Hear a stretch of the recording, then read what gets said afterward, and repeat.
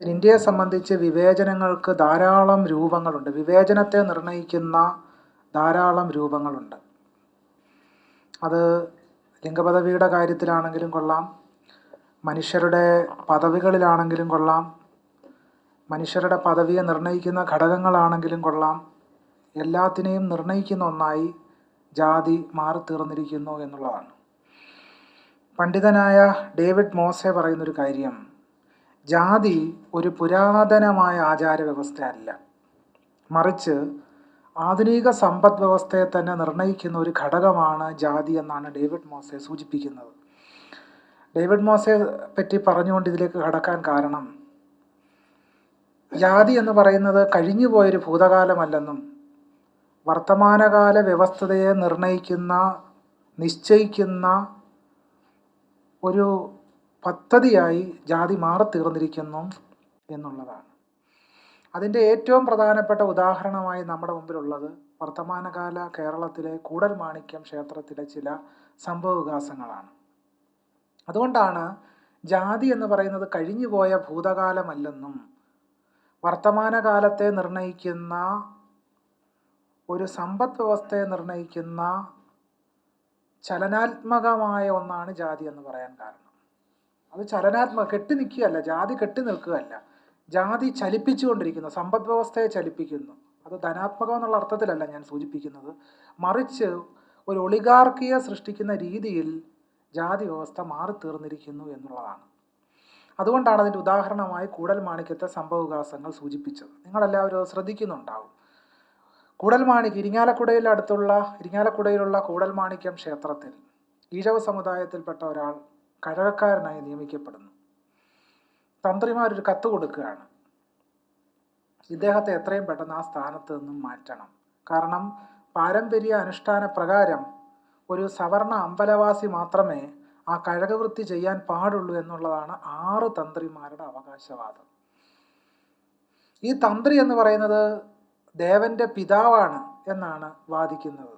കേരളത്തിലെ തന്ത്രഗ്രന്ഥങ്ങൾ പരിശോധിച്ചാൽ 200-ലധികം തന്ത്രഗ്രന്ഥങ്ങൾ കേരളത്തിൽ രചിക്കപ്പെട്ടിട്ടുണ്ട്. പക്ഷേ ഈ തന്ത്രഗ്രന്ഥങ്ങളിലൊന്നും ദേവന്റെ അച്ഛനാണ് തന്ത്രി എന്ന് പറയുന്നില്ല. പക്ഷെ അടുത്ത കാലത്തായിട്ട് വാദിക്കുന്നത് കേരളത്തിലെ ക്ഷേത്രങ്ങളുടെ അച്ഛനാണ് തന്ത്രി. ആ നിലയ്ക്ക് ബ്രാഹ്മണരെല്ലാം ദൈവത്തിൻ്റെയും അച്ഛനാണ്.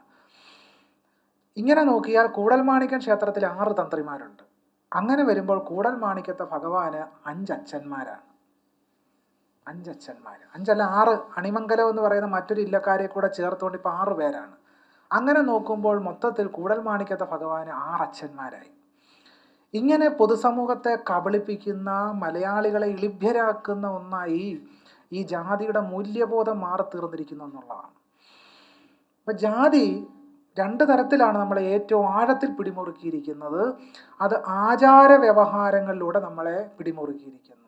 2, വിവാഹ ബന്ധങ്ങൾക്കകത്ത് ഇടപെടുന്നതിലൂടെ ജാതി ഒരു വലിയ മൂല്യവ്യവസ്ഥയായി നമ്മുടെ സമൂഹത്തിൽ പ്രവർത്തിച്ചുകൊണ്ടിരിക്കുന്നു. ഈ 2 ഘടകങ്ങളാണ്. മറ്റുള്ള ധാരാളം കാര്യങ്ങളുണ്ടെങ്കിലും വർത്തമാനകാല കേരളത്തെ സംബന്ധിച്ച് നോക്കിയാൽ 2 ഘടകങ്ങൾ അതിപ്രധാനമായിരിക്കുന്നു. അതിലൊന്ന്, ആചാര വ്യവഹാരങ്ങളിലൂടെ ജാതിയെ വർത്തമാനകാലത്തും തുടരേണ്ട ഒന്നായി മാറ്റിത്തീർത്തിരിക്കുന്നു. അങ്ങനെയാണ് ഈ ഉന്നത കുലജാതൻ എന്ന് പറയുന്ന സങ്കല്പമൊക്കെ വന്നു ചേരുന്നത്. ആദിവാസി ഡിപ്പാർട്ട്മെൻറ്റ് ഭരിക്കാൻ ഉന്നത കുലജാതരായ ആളുകൾ വരണം എന്ന് ചിലർ പറയുന്നതിന് പിന്നിൽ പ്രവർത്തിക്കുന്ന എന്താണ്? ഈ ജാതിമൂല്യ ബോധമാണ് എന്നുള്ളതാണ്. ഗുരുവായൂർ ക്ഷേത്രത്തിൽ ഒരു പാചകക്കാരനായി ഒരു പട്ടര് തന്നെ വേണം എന്ന് വാദിക്കുന്നതിന് പിന്നിലും ഈ ജാതിമൂല്യ ബോധങ്ങളാണ്. ദേവസ്വം മന്ത്രിയായിരുന്ന രാധാകൃഷ്ണൻ്റെ കയ്യിലേക്ക് ഒരു കൊടിവിളക്ക് കൊടുക്കാൻ മടിക്കുന്നതിന് പിന്നിൽ പ്രവർത്തിക്കുന്നതും ഈ ജാതിയാണ് എന്നുള്ളതാണ്. ഇത് വർത്തമാന കേരളീയ മനസ്സിൻ്റെ അബോധം എന്നൊന്നും പറയാൻ കഴിയില്ല. അബോധം എന്നൊക്കെ പറഞ്ഞാൽ കുറഞ്ഞു. വളരെ പ്രത്യക്ഷമായിട്ട് തന്നെ മലയാളി ഈ ജാതി ജീവിതം നയിക്കുന്നു എന്നുള്ളതാണ്. ഇതെന്ത് ഫലങ്ങളാണ് നമ്മുടെ സമൂഹത്തിൽ സൃഷ്ടിക്കുന്നത്? അതിലൊന്ന്, ജാതി വ്യക്തിവികാസത്തെ സമ്പൂർണമായി തടയുന്നു എന്നുള്ളതാണ്. Doctor BR. അംബേദ്കർ ഭരണഘടനയെ സംബന്ധിച്ച് സൂചിപ്പിക്കുന്ന അവസരത്തിൽ അംബേദ്കർ പറയും, ഇന്ത്യൻ ഭരണഘടനയുടെ അടിസ്ഥാന സങ്കല്പമായ സ്വാതന്ത്ര്യം, സമത്വം, സാഹോദര്യം എന്ന് പറയുന്ന അടിസ്ഥാനപരമായ മൂല്യം ഒരു വ്യക്തിയുടെ സമ്പൂർണമായ വികാസത്തിന് വേണ്ടുന്ന എല്ലാ പരിതസ്ഥിതികളും സൃഷ്ടിക്കുന്നു എന്ന് ഡോക്ടർ ബി ആർ അംബേദ്കർ പറയുന്നുണ്ട്.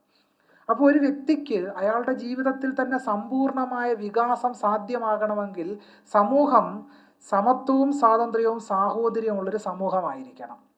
അങ്ങനെയുള്ളൊരു സമൂഹത്തിൽ മാത്രമേ ഒരു വ്യക്തിക്ക് അയാളുടെ ഇച്ഛ അനുസരിച്ച് വികസിക്കാൻ കഴിയുന്ന ഒരു സാമൂഹ്യ സാഹചര്യം സംജാതമാകും. പക്ഷേ നിർഭാഗ്യവശാൽ ഇന്ത്യൻ സമൂഹത്തിൽ ആഴത്തിൽ പിടിമുറുക്കിയിരിക്കുന്ന ജാതിമൂല്യബോധം ഒരു വ്യക്തിക്ക് അയാളുടെ ഇച്ഛ അനുസരിച്ച് വികസിക്കുന്നതിന് തടസ്സം സൃഷ്ടിക്കുന്നു, വലിയ വിഘാതം സൃഷ്ടിക്കുന്നു. അതുകൊണ്ടാണ് കൂടൽമാണിക്യത്തൊരു ഈഴവ സമുദായത്തിൽപ്പെട്ട ആൾക്ക് കഴൽക്കാരനാകാൻ കഴിയില്ല. സുപ്രീം കോടതിയിൽ 33% ബ്രാഹ്മണ ജഡ്ജിമാരായിരിക്കുന്നത്. 33% ബ്രാഹ്മണ ജഡ്ജിമാരാ. ഇതെങ്ങനെ സംഭവിക്കുന്നു? ഇത് യഥാർത്ഥത്തിൽ ഇന്ത്യൻ ഭരണഘടന വിഭാവനം ചെയ്യുന്ന പ്രാതിനിധ്യ ജനാധിപത്യം എന്ന് പറയുന്ന ആശയത്തെ സമ്പൂർണമായി കടപുഴക്കേറിയുകയാണ്. ഇങ്ങനെ പ്രാതിനിധ്യ ജനാധിപത്യത്തെ അട്ടിമറിച്ചുകൊണ്ട് ഇത്തരമൊരു വ്യവസ്ഥ നിലനിൽക്കുമ്പോൾ എന്ത് സംഭവിക്കും? ജനാധിപത്യത്തിനെതിരായ മൂല്യങ്ങൾ നമ്മുടെ സമൂഹത്തിൽ പ്രവർത്തിക്കും എന്നുള്ളതാണ്. അതിൻ്റെ 2 ഉദാഹരണങ്ങൾ കോടതികളിൽ നിന്ന് നമ്മൾ കാണുന്നുണ്ട്. ഇന്നലെ ഗുജറാത്ത് ഹൈക്കോടതിയിൽ നിന്നും അതുപോലെ തന്നെ അലഹബാദ് ഹൈക്കോടതിയിൽ നിന്നും സ്ത്രീവിരുദ്ധമായ പരാമർശങ്ങളാണ് പുറത്തു വന്നിരിക്കുന്നത്. മാരടത്തിൽ സ്പർശിക്കുന്നത് ബലാത്കാരത്തിൻ്റെ ഭാഗമല്ല എന്ന് പറയുന്നത് കോടതിയാണ്. അപ്പോൾ എത്ര വിചിത്രമായ രീതിയിൽ നമ്മുടെ കോടതികൾ മാറിത്തീർന്നിരിക്കുന്നു. ഒരു സ്ത്രീ പീഡനത്തിനിരയായി നീതിക്കായി അലഹബാദ് ഹൈക്കോടതിയിലേക്ക് ചെന്നപ്പോൾ അലഹബാദ് ഹൈക്കോടതി ജഡ്ജി ഇരയുടെ വാദത്തിന് പകരം, ഇര കോട്ടാൻകോട്ടിലെ ഇര എന്ന് പറയുന്നു, പ്രതിയുടെ വാദം കേട്ടിട്ട് കോടതി പറഞ്ഞത് ഈ സ്ത്രീയുടെ ജാതകത്തിൽ 7 ചൊവ്വയുണ്ട്, അതുകൊണ്ടാണ് പീഡനത്തിനിരയായത്. അതുകൊണ്ട് വിശദമായി ജാതകം പരിശോധിക്കാൻ അലഹബാദ് സർവകലാശാലയിലെ ജ്യോതിഷ വിഭാഗത്തിന് ജാതകം അയച്ചു കൊടുത്തു. അപ്പോൾ ഇങ്ങനെ വിചിത്രമായ സംഭവങ്ങളാണ് നമ്മുടെ നാട്ടിൽ നടന്നുകൊണ്ടിരിക്കുന്നത്. ചുരുക്കം പറഞ്ഞാൽ ഭരണഘടനാ വിദഗ്ധനായ പ്രൊഫസർ ഡോക്ടർ മോഹൻ ഗോപാൽ നിരീക്ഷിച്ചതുപോലെ ഒരു ജാതി മേൽക്കോയ്മ രാഷ്ട്രീയത്തെ സൃഷ്ടിക്കുന്നതിനനുസൃതമായ രീതിയിൽ കോടതികളിൽ നിന്ന് വിധികൾ ഇങ്ങനെ പുറത്തോട്ട് വന്നുകൊണ്ടിരിക്കുക. അങ്ങനെയാണ് ഈ സപ്തപതി എന്ന് പറയുന്ന വിവാഹം ഹിന്ദു മാരേജിൻ്റെ ഒരു അടിസ്ഥാനപരമായ ഭാഗമാണ് എന്ന് നിർണ്ണയിക്കപ്പെടുന്നത്. അതായത് ഹോമകുണ്ഡത്തിന് ചുറ്റും 7 അടി വെച്ച് നടന്നാൽ മാത്രമേ ഒരു ഹിന്ദു വിവാഹമായി അംഗീകരിക്കുകയുള്ളൂ എന്ന് പറയുന്ന കോടതിയാണ്.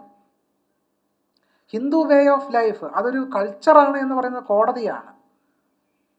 ഉത്സവം എങ്ങനെ നടത്തണമെന്ന് തീരുമാനിക്കുന്നത് കോടതിയാണ്. ഇപ്പോൾ ഏറ്റവും അടുത്ത് നടന്ന സംഭവവികാസം ഒരു ഉത്സവത്തിന് എന്ത് പാട്ട് പാടണമെന്ന് കോടതി തീരുമാനിക്കുന്ന രീതിയിലേക്ക് കാര്യങ്ങൾ പൊയ്ക്കൊണ്ടിരിക്കുകയാണ്. നോക്കൂ, നമ്മുടെ ക്ഷേത്രങ്ങളിൽ എങ്ങനെയാണ് ഇത്തരം കാര്യങ്ങൾ വന്നുകൊണ്ടിരുന്നത്? സാംബശിവൻ്റെ പ്രസംഗങ്ങൾ ഉത്സവ അളപ്പുകളിൽ നടന്നിരുന്നു, ഒരു പ്രശ്നം ഉണ്ടായിട്ടില്ല.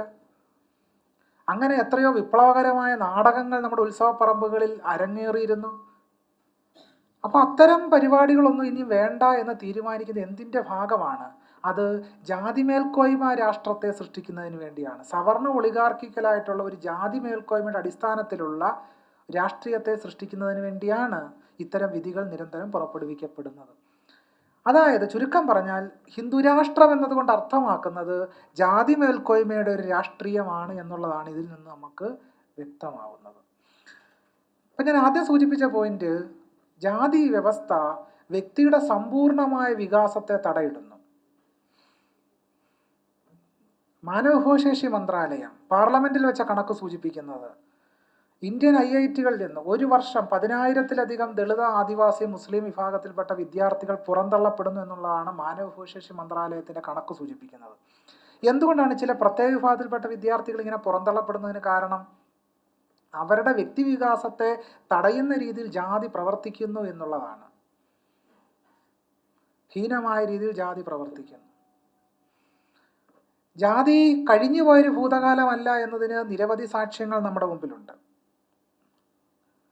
അതിൽ ഏറ്റവും പ്രധാനപ്പെട്ട നമ്മൾ കാണേണ്ടത് ചിന്മയ മിഷൻ ആരാധന എന്ന പേരിൽ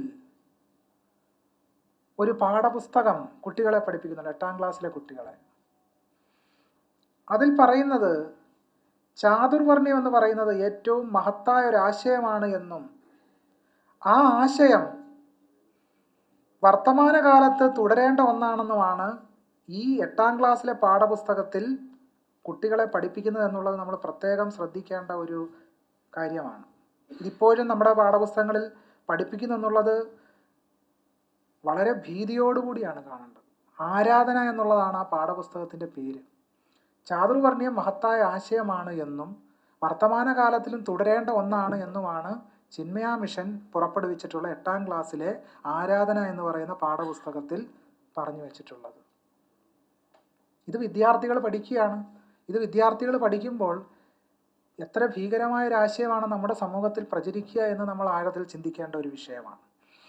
2, ജാതി കഠിനമായ സാമ്പത്തിക അസമത്വത്തെ നിലനിർത്തുന്നു എന്നുള്ളതാണ്. കഠിനമായ സാമ്പത്തിക അസമത്വത്തെ നിലനിർത്തുന്നതിനുള്ള ഏറ്റവും പ്രധാന ഘടകമായി ജാതി പ്രവർത്തിക്കുന്നു. ഊർജ സംരക്ഷണത്തെ സംബന്ധിച്ച്, പ്രത്യേകിച്ച് ഊർജ വിനിയോഗത്തെ സംബന്ധിച്ച് ലഭ്യമായ പഠനങ്ങൾ സൂചിപ്പിക്കുന്നത്, പ്രധാനമായി എടുത്തു പറയേണ്ടത് പ്രധാനമന്ത്രി ഉജ്ജ്വൽ യോജന, ആ യോജന അനുസരിച്ച് LPG എന്ന് പറയുന്ന സംഗതി വിതരണം ചെയ്യപ്പെടുന്നത് സംബന്ധിച്ചുള്ള പഠനമാണ്. ആ പഠനത്തിൽ സൂചിപ്പിക്കുന്നത് LPGയുടെ വിതരണം അടിത്തട്ട് സമൂഹങ്ങളിലെ സ്ത്രീകളിലേക്ക് എത്തുന്നില്ല.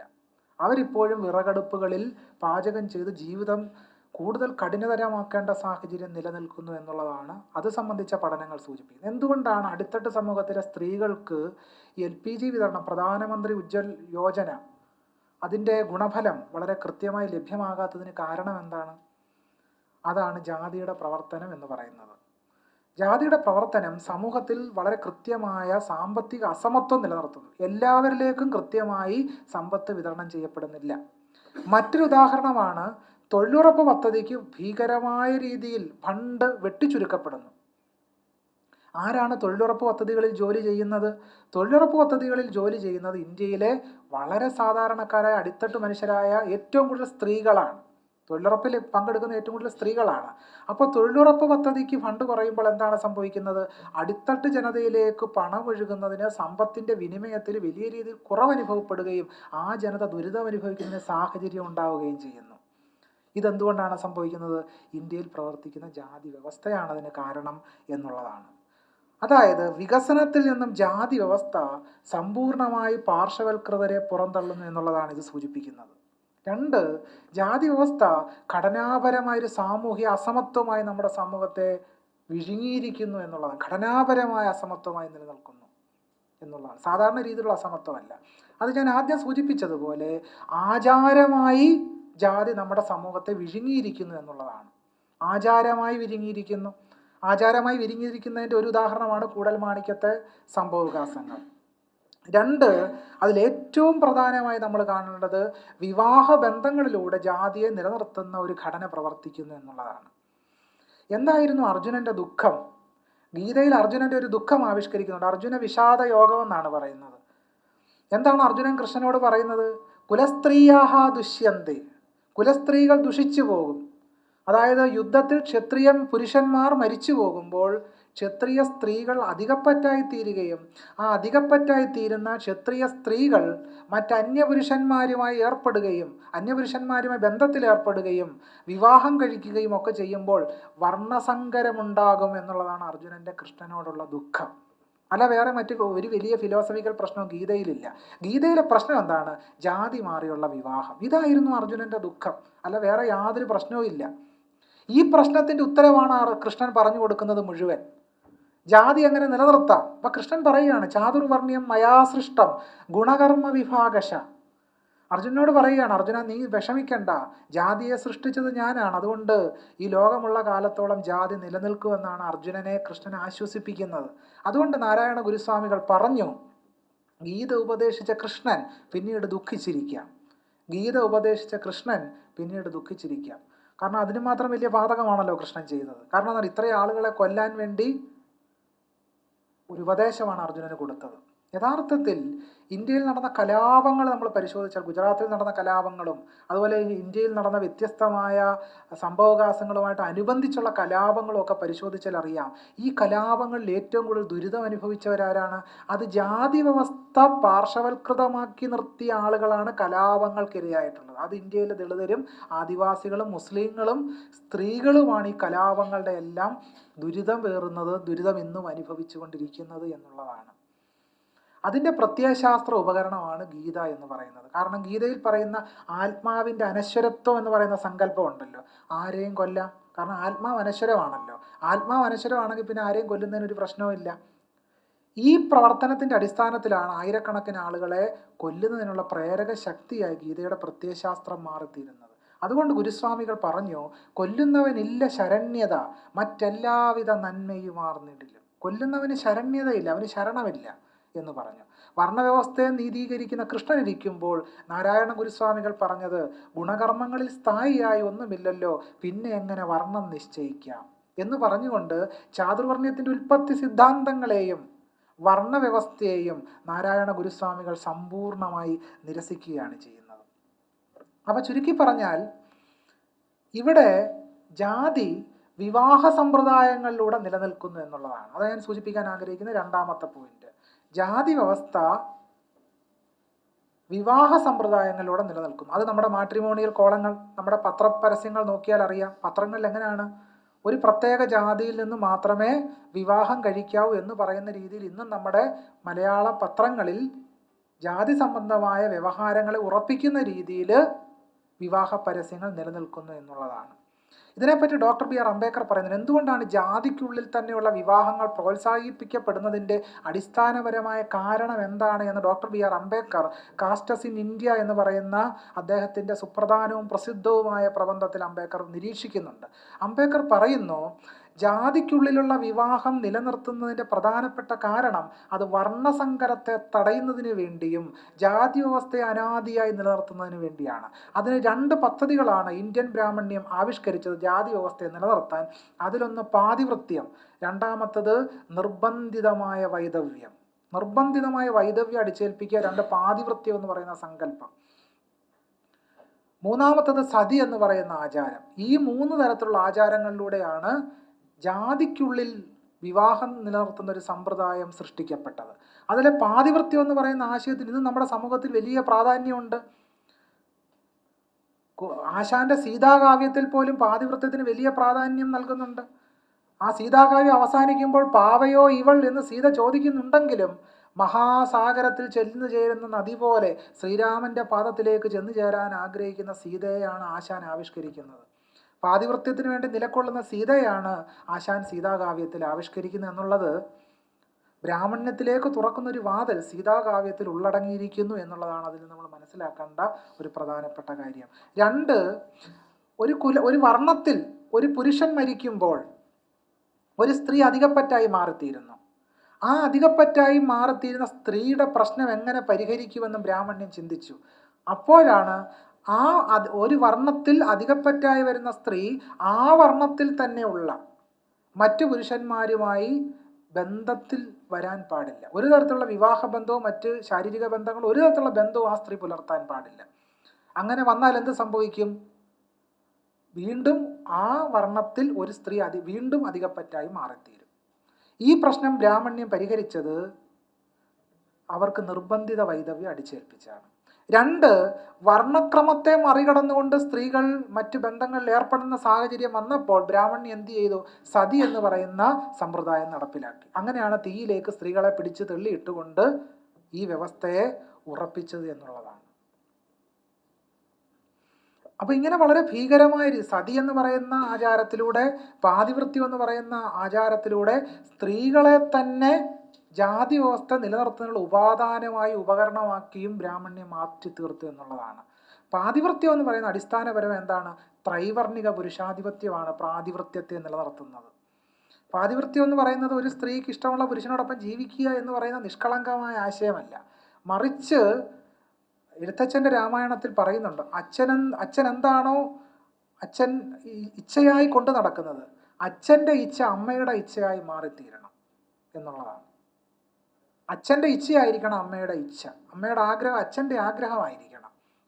ശീലാവതിയുടെ കഥ പറയുന്ന അതാണ്, സീതയുടെ കഥ പറയുന്ന അതാണ്. സീത വാൽമീകി രാമായണത്തിൽ സീത പറയുന്നു, അങ്ങയുടെ എച്ചിലാണ് എൻ്റെ ഭക്ഷണമെന്നാണ് വാൽമീകിയുടെ സീത പറയുന്നത്. ഇതെന്തു തരം ആശയമാണ് സമൂഹത്തിലേക്ക് പ്രക്ഷേപിക്കുന്നത്? ഈ ആശയം അടിസ്ഥാനപരമായി ഭീകരമായ പുരുഷ മേധാവിത്വം നമ്മുടെ സമൂഹത്തിൽ നിലനിർത്തുന്നു എന്നുള്ളതാണ്. അത് സാധാരണ പുരുഷ മേധാവിത്വമല്ല, ബ്രാഹ്മണിക്കൽ പാട്രിയാർക്കിയാണ് നമ്മുടെ സമൂഹത്തിൽ നിലനിർത്തുന്നത് എന്നുള്ളതാണ്. ബ്രഹ്മൻ തൻ അംഗ്രിജാതനായത് എന്ന് തുടങ്ങുന്ന മഹാഭാരതത്തിലെ ശ്ലോകത്തിൽ എഴുത്തച്ഛൻ ഉറപ്പിക്കുന്നത് വിരാട് പുരുഷൻ നിന്ന് 4 തരത്തിലുള്ള മനുഷ്യരുണ്ടായി എന്ന് പറയുന്ന ബ്രാഹ്മണ, ക്ഷത്രിയ, വൈശ്യ, ശൂദ്രാദികളുടെ വിഭജനത്തെപ്പറ്റി സൂചിപ്പിക്കുന്ന ഒരു ശ്ലോകം മഹാഭാരതത്തിലുണ്ട്. ആസ്തിക പർവ്വത്തിൽ എഴുത്തച്ഛൻ അത് വിവരിക്കുന്നുണ്ട്. അതിൽ പറയുന്നത് ശൂദ്രൻ ഒരു പരമവിഡ്ഢിയായിരിക്കണമെന്നാണ് എഴുത്തച്ഛൻ പറയുന്നത്. ഒരു ശൂദ്രന്റെ കഴിവെന്താണ്? അക്ഷര അനഭിജ്ഞത്വം, മൂഢത്വവും അക്ഷരവിഹീനാലാപന കർമ്മങ്ങളുമെല്ലാം ശൂദ്രധർമ്മമെന്നറിയുക യുധിഷ്ഠിരാ നീ എന്ന് യുധിഷ്ഠിരനെ ഉപദേശിക്കുക. എന്താണ് ഒരു ശൂദ്രന്റെ ലക്ഷണം? ശൂദ്രന്റെ ധർമ്മം എന്താണ്? അക്ഷര അനഭിജ്ഞത്വം. അക്ഷരജ്ഞാനം ശൂദ്രനുണ്ടാകാൻ പാടില്ല. അക്ഷര അനഭിജ്ഞത്വം, മൂഢത്വവും. അവൻ കഴുതയായിരിക്കണം, പരമവിഡ്ഢിയായിരിക്കണം ഒരു ശൂദ്രൻ. എന്ന് പറഞ്ഞാൽ സ്വന്തമായി ചിന്തിക്കാൻ കഴിയാത്തവനായിരിക്കണം ശൂദ്രൻ എന്ന് പറഞ്ഞതിലൂടെ ഒരു പ്രത്യേക വിഭാഗത്തെ സമ്പൂർണ്ണമായി വിദ്യാധികാരത്തിൽ നിന്നും മാറ്റിയെടുക്കുക മാത്രമല്ല, അടിമകളാക്കി മാറ്റിയെടുക്കുന്ന ഒരു വ്യവസ്ഥാക്രമത്തെ ഇന്ത്യൻ ബ്രാഹ്മണ്യം സൃഷ്ടിച്ചെടുക്കുകയും അതുവഴി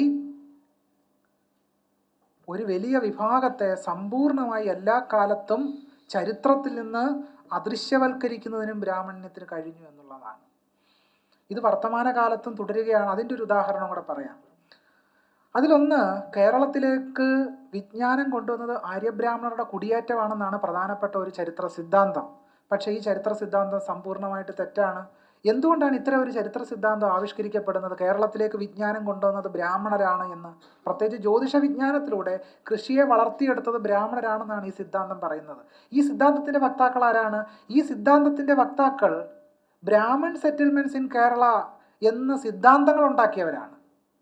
കേരളത്തെ ഒരു ക്ഷേത്ര സങ്കേതമാക്കി അവതരിപ്പിച്ചവർ മലനാടിൻ്റെയും മലനാടിൻ്റെയും കടലിൻ്റെയും ചരിത്രത്തെ സമ്പൂർണ്ണമായിട്ട് ഇന്ത്യയുടെ ചരിത്രത്തിൽ നിന്നും മാറ്റി നിർത്തി കേരളത്തിൻ്റെ ചരിത്രം എന്ന് പറയുന്ന ക്ഷേത്ര സങ്കേതങ്ങളുടെ ചരിത്രം മാത്രമാണെന്ന് വിലയിരുത്തി.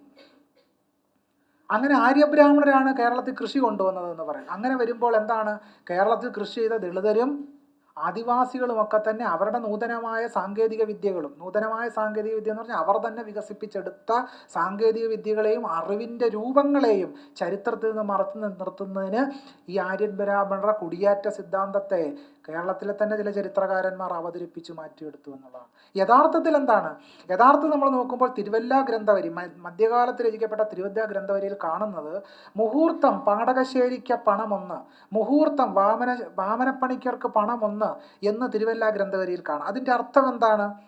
ബ്രാഹ്മണർ വരുന്നതിന് മുമ്പും ബ്രാഹ്മണേതര ജനവിഭാഗങ്ങൾ ജ്യോതിഷം കൈകാര്യം ചെയ്യുകയും അവർക്ക് ജ്യോതിഷ വിജ്ഞാനം ഉണ്ടായിരുന്നു എന്നുമാണ് തിരുവല്ല ഗ്രന്ഥവരി വളരെ കൃത്യമായി തെളിയിക്കുന്നത്. പിന്നീട് 16-ാം നൂറ്റാണ്ടിൻ്റെ ഉത്തരാർത്ഥത്തോടുകൂടി രചിക്കപ്പെടുന്ന മുഹൂർത്ത പദവി എന്ന് പറയുന്ന വളരെ പ്രധാനപ്പെട്ട ഒരു ജ്യോതിഷ ഗ്രന്ഥത്തിൻ്റെ ആമുഖത്തിൽ പൊറയന്നൂർ നമ്പൂതിരിപ്പാട് എഴുതുന്നത് അബ്രാഹ്മണ ജനവിഭാഗങ്ങൾ ജ്യോതിഷം പ്രാക്ടീസ് ചെയ്യാൻ പാടില്ല എന്ന് മുഹൂർത്ത പദവിയുടെ ആമുഖത്തിൽ പൊറയന്നൂർ നമ്പൂതിരിപ്പാട് ഭാഷാഭാഷ്യം ചമച്ചു. അപ്പോൾ ജാതി വ്യവസ്ഥ ചെയ്യുന്നത് 2 കാര്യങ്ങളാണ്. ഒന്ന്, അബ്രാഹ്മണ ജനവിഭാഗങ്ങളുടെ അറിവ് രൂപങ്ങളെ സ്വാംശീകരിച്ചുകൊണ്ട് തന്നെ അവരെ പുറന്തള്ളുക എന്നുള്ളതാണ്. അവരുടെ അറിവ് രൂപങ്ങളെ സ്വാംശീകരിക്കുകയും അവരെ പുറന്തള്ളുകയും ചെയ്യുന്ന ഒരു വ്യവസ്ഥാക്രമത്തെ സൃഷ്ടിക്കുന്നു എന്നുള്ളതാണ്. ഞാൻ ചുരുക്കുകയാണ്. 2 പോയിന്റുകളാണ് പ്രധാനമായിട്ട് ഞാനിവിടെ സൂചിപ്പിച്ചത്. അതിലൊന്ന്, ജാതി വ്യവസ്ഥ ഒരു ഘടനാപരമായ സാമൂഹ്യ അസമത്വമായി നമ്മുടെ സമൂഹത്തിൽ നിലനിൽക്കുന്നു. അതിലൊന്ന്, ആചാരപരമായ വിവാഹ സമ്പ്രദായത്തിലൂടെയും 2 വളരെ കൃത്യമായ ആചാര വ്യവഹാരങ്ങളിലൂടെയും ജാതി വ്യവസ്ഥ നമ്മുടെ സമൂഹത്തെ നിർണയിക്കുന്നു എന്നുള്ളതാണ്. അതിലെ ഒരു പ്രധാനപ്പെട്ട ഘടകമായി പാതിവൃത്യവും സതിയും വിവാഹ സമ്പ്രദായങ്ങളും മാറി തീർന്നിരിക്കുന്നു എന്നുള്ളതാണ്. ലൈംഗിക അതിക്രമത്തെ പോലും ജാതി നിർണയിക്കുന്നു എന്നുള്ളതാണ്. ദളിതരും മുസ്ലിങ്ങളും ആദിവാസികളും കഠിനമായ പീഡയേൽക്കുന്ന സാഹചര്യങ്ങളും അവർ വികസനത്തിൽ നിന്ന് തന്നെ പുറന്തള്ളപ്പെടുന്നതിൻ്റെയും പ്രധാനപ്പെട്ട കാരണമായി ജാതി വ്യവസ്ഥ മാറി തീർന്നിരിക്കുന്നു എന്നുള്ളതാണ്. അപ്പോൾ ഇങ്ങനെ നോക്കിയാൽ ജാതി ഒരു പുരാതനമായ ആചാര വ്യവസ്ഥയല്ല, മറിച്ച് ഡേവിഡ് മോസെ സൂചിപ്പിച്ചതുപോലെ ആധുനിക സമ്പദ് വ്യവസ്ഥയെയും നമ്മുടെ സാംസ്കാരിക വ്യവസ്ഥയെയും സാമൂഹ്യ പരിതസ്ഥിതിയെയും നിയന്ത്രിക്കുന്ന ഒരു ഘടകം കൂടിയാണ് എന്ന് നമുക്ക് കാണാൻ കഴിയും. അതിൽ ഒരു കാര്യം കൂടെ പറഞ്ഞ് ഞാൻ സംഭാഷണം അവസാനിപ്പിക്കാം. നമ്മുടെ ഭക്ഷണക്രമത്തെ നിയന്ത്രിക്കുകയും നിലനിർത്തുന്നതിൽ പോലും ഈ ജാതി വ്യവസ്ഥയ്ക്ക് പങ്കുണ്ട് എന്നുള്ളതാണ്. അങ്ങനെയാണ് വെജിറ്റേറിയൻ ഭക്ഷണം ഏറ്റവും നല്ല ഭക്ഷണമായി മാറുകയും ചിക്കനും മട്ടനും ബീഫും ഒക്കെ ഏറ്റവും മോശമായ ഭക്ഷണമായി മാറിത്തീരുന്നതിൻ്റെ ഘടകം ജാതിയാണ് എന്നുള്ളതാണ്. അതുകൊണ്ടാണ് ഒരു വാടക വീട് അന്വേഷിക്കുമ്പോൾ നിങ്ങൾ വെജിറ്റേറിയൻ ആണോ നോൺ വെജിറ്റേറിയൻ ആണോ എന്ന് അന്വേഷിക്കുന്ന തലത്തിലേക്ക് കാര്യങ്ങൾ എത്തി നിൽക്കുന്നത്. വെജിറ്റേറിയനിസം എന്ന് പറയുന്നത് ശുദ്ധബ്രാഹ്മണ്യത്തിൻ്റെ രൂപമായി മാറുകയും നോൺ വെജിറ്റേറിയൻ ഭക്ഷിക്കുന്നവരെല്ലാം തന്നെ അശുദ്ധരായ മനുഷ്യരായി സ്ഥാനപ്പെടുത്തുന്ന നിലയിലേക്ക് കാര്യങ്ങൾ മാറിത്തീർന്നിരിക്കുന്നു എന്നുള്ളതാണ്. എന്നാൽ ഇതിഹാസ പാഠങ്ങൾ പരിശോധിച്ചാൽ എന്താണ് കാണാൻ കഴിയുന്നത്?